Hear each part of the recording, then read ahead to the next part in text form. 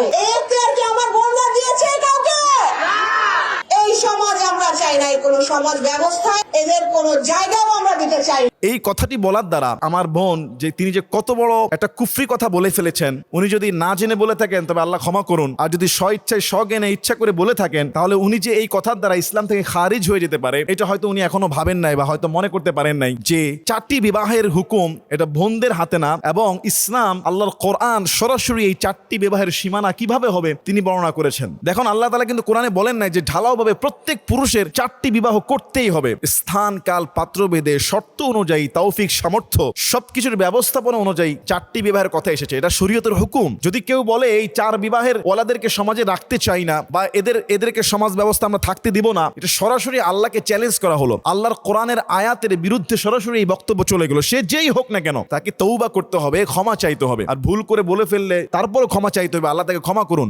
ফানকিহু মা তাবা লাকুম মিনান নিসা ইমাসনা ওয়া সুলাসা ওয়া রুবা। আল্লাহ কোরআনুল কারীমের মধ্যে বলেছেন যে তোমরা 2, 3, 4 করতে পারো, নারীদেরকে বিবাহ করতে পারো। তবে ফাইন খিফতুম, যদি তোমরা আশঙ্কা করো যে তাদের হক, তাদের যেই সমতা, তাদের যেই সমতা বন্টন 2, 3, 4 মেইনটেইন করতে পারবা না, ফানকিহু মা তাবা লাকুম মিনান নিসা ইমাসনা ওয়া সুলাসা ওয়া রুবা ফাইন খিফতুম আল্লা তা'দিলু ফাওয়াহিদাতান, যদি তুমি তাদের প্রতি ইনসাফ করতে না পারো তবে তোমার জন্য একটাই উত্তম। এটা সূরা নিসা 3 নম্বর আয়াতে রয়েছে। এবং 4টি বিবাহ হলো সর্বোচ্চ, এর উপরে করা যাবে না। আর 4 বিবাহ তখনই জায়েজ যখন কোনো ব্যক্তি স্ত্রীর সমতা, তার হক, তার চাহিদা, তার বরণ পোষণ সবকিছু সমানভাবে মেইনটেইন করতে পারবে, তখনই তার জন্য পরিস্থিতি অনুযায়ী তার জন্য জায়েজ হবে। কিন্তু ঢালাওভাবে সবাইকে 4 বিবাহের হুকুম দেওয়া হয় নাই, বরং বলা হয়েছে ইনসাফ রক্ষা করতে না পারলে তার হক, চাহিদা, তার যেই পারিবারিক বন্টন এগুলো যদি করতে না পারো তাহলে ফাইন খিফতুম আল্লা তা'দিলু ফাওয়াহিদাতান, একটার মধ্যেই তোমাকে সীমাবদ্ধ থাকতে হবে। ইসলাম এটা বলেছে, হকের উপর ইসলাম নজরদারি জোর দিয়েছে।